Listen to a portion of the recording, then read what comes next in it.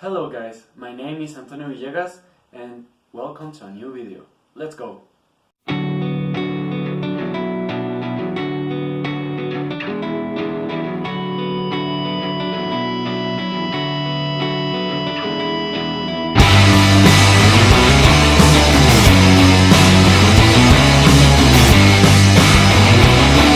Hello guys, today we are gonna talk about a movie. But it's not just a movie.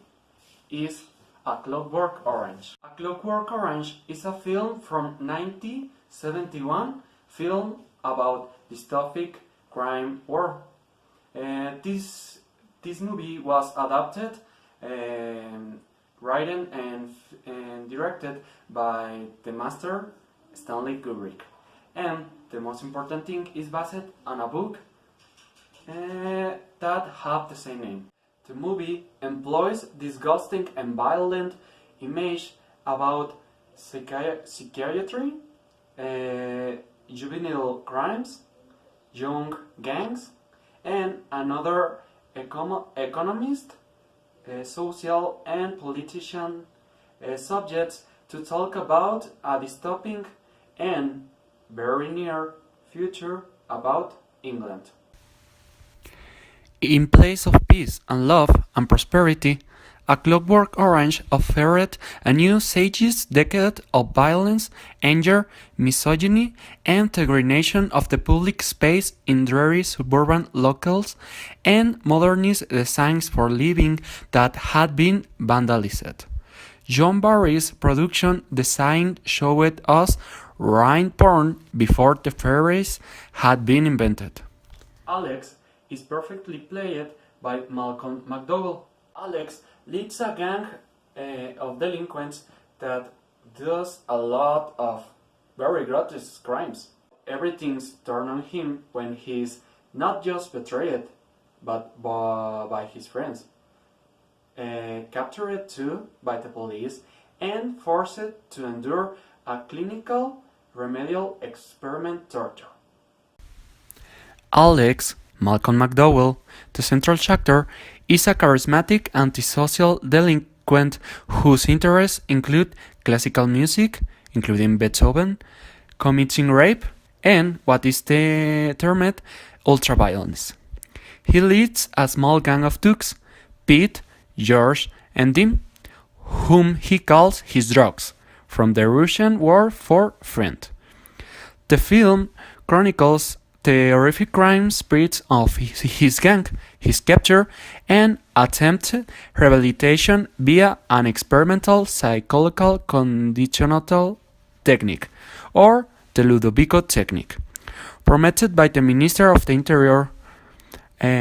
Alex narrates most of the film in Adast, a fractured adolescent slang composed of Slavic, especially Russian, English, and Cockney rhyming slang. Now, we know what is the movie about, but what is next?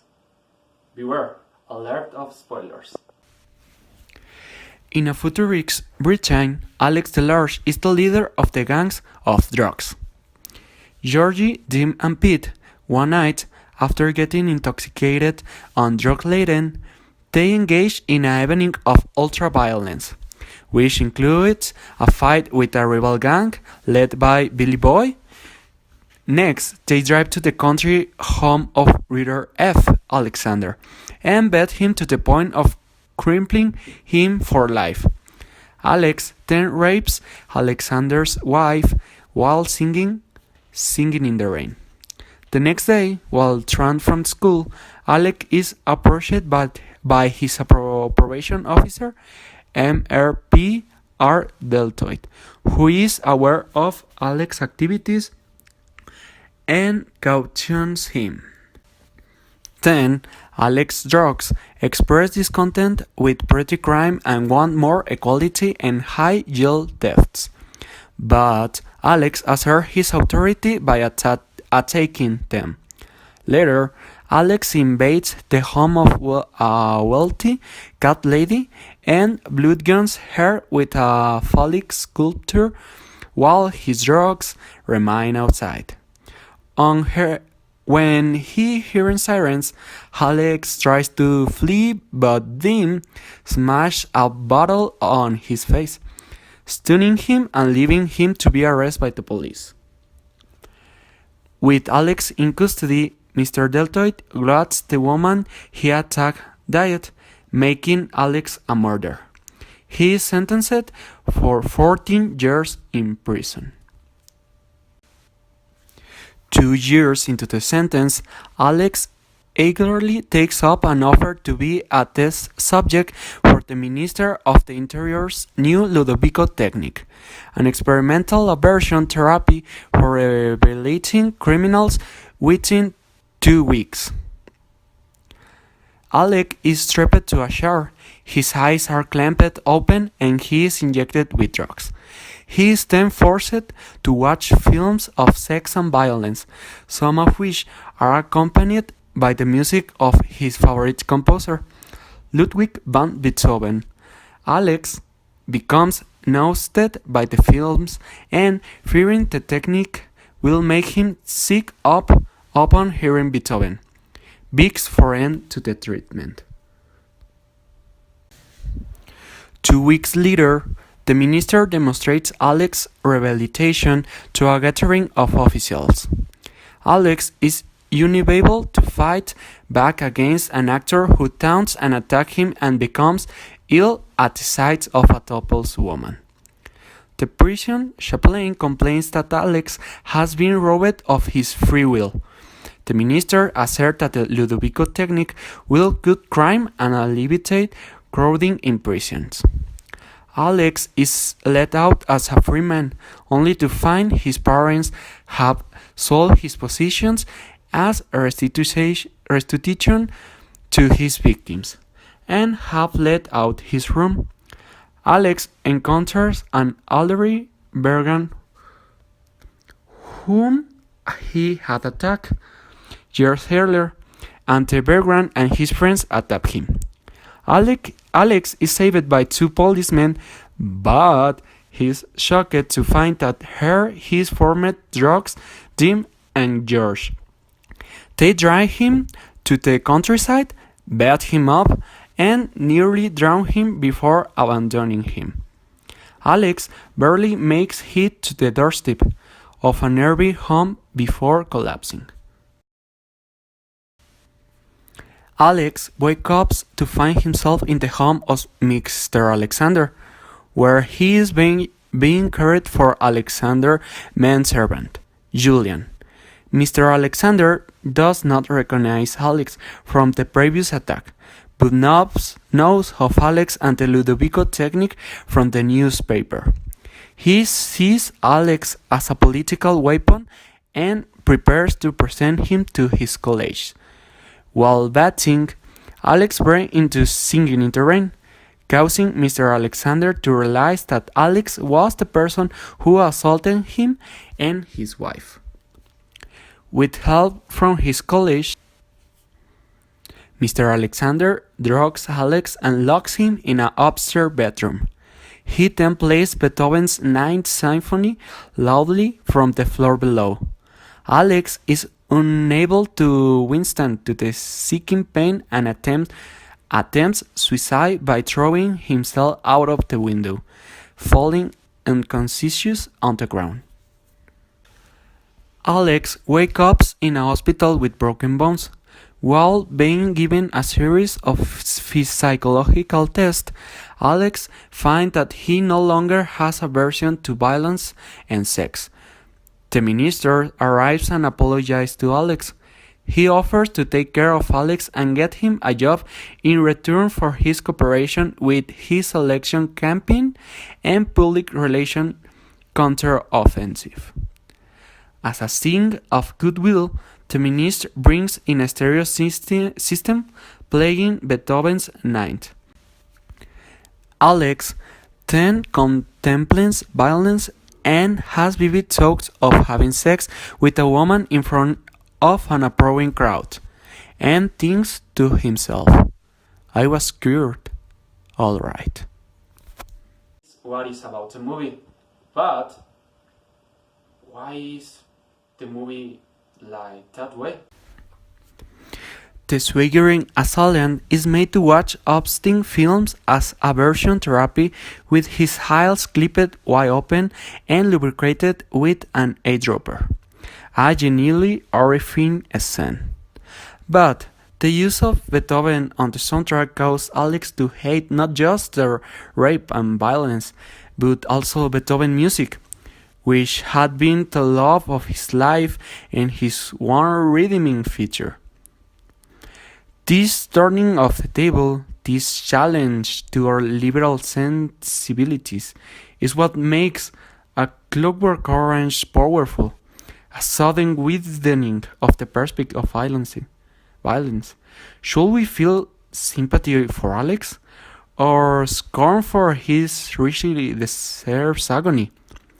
If we are invited to feel nothing at all, then our very blankness or neutrality is our ordeal. Kubrick created irony and satire from his ultra-violence, and insolently made the audience hone discomfort in watching these early scenes into the part of the history. That's why the A Clockwork Orange is so good, I think. But now, what is the meaning of the movie? Freedom, the word that relates to good, to progress, and the success of the civilization. But many people often forget that freedom was once established through arms and war. So, we can see freedom, but freedom maybe means violence. Alex the Large is the barrier of this, and is the freedom what makes that our protagonist Alex be clearly not the villain of this movie. But why? He is clearly a bad person, but he is not a villain. One of the most important part of the movie is that all the characters are humans. You can say that are good or bad people in the movie. You can say that they were black or white. They are gray. Alex is the symbol of how, when we are watched by the government, we are the most perfect member of the society. But when the government stops watching us, we literally are free to do whatever we want. Why?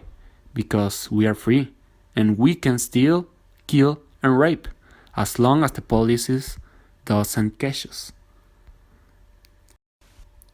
So, if Alex is not evil, what he is just one of us. He's a normal person, that even when he enjoys his crimes, he's not a wild person, not even sadistic. He's a chaotic and violent, but methodical.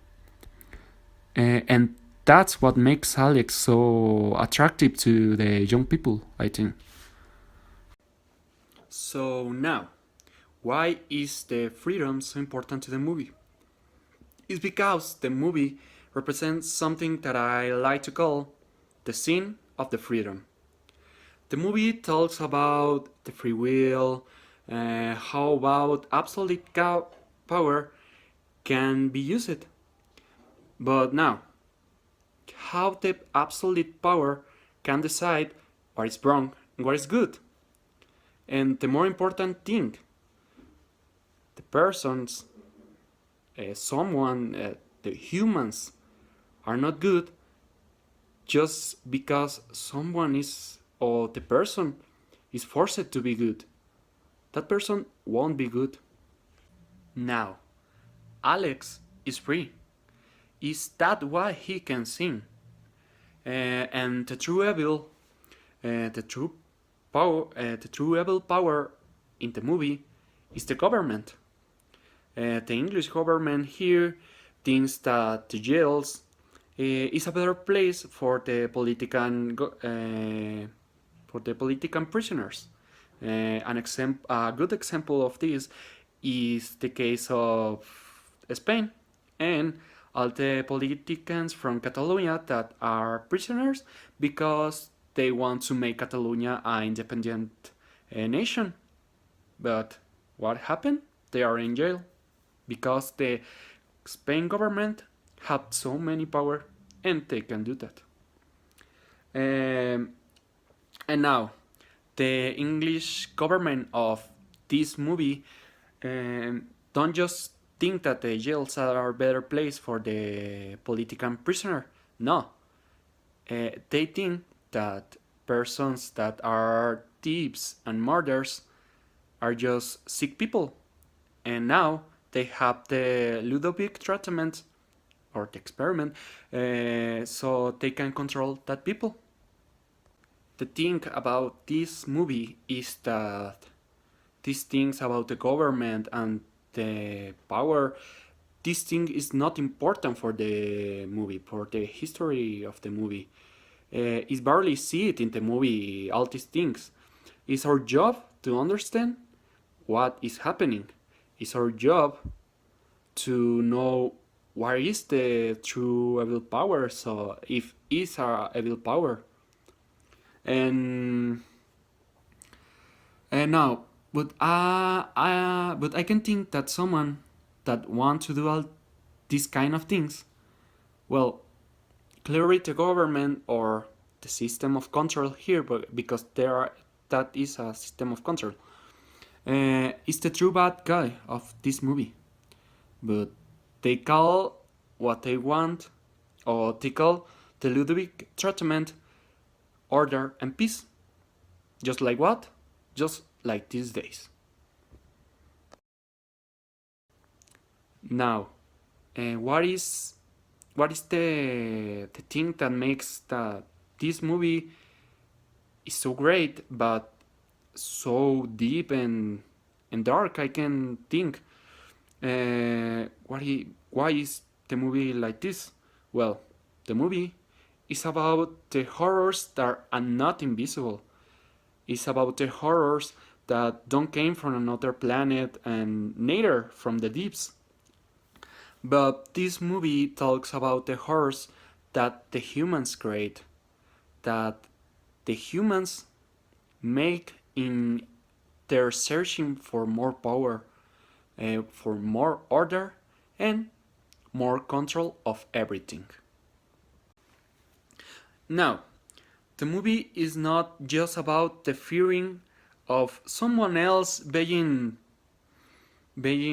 cruel of bad with us or take kick us of their hit us and a lot of things more, or they kill us maybe, but the movie is about the fearing of us being bad when we are exempt of the watch of the government. That's the more powerful thing that talks the movie, I think.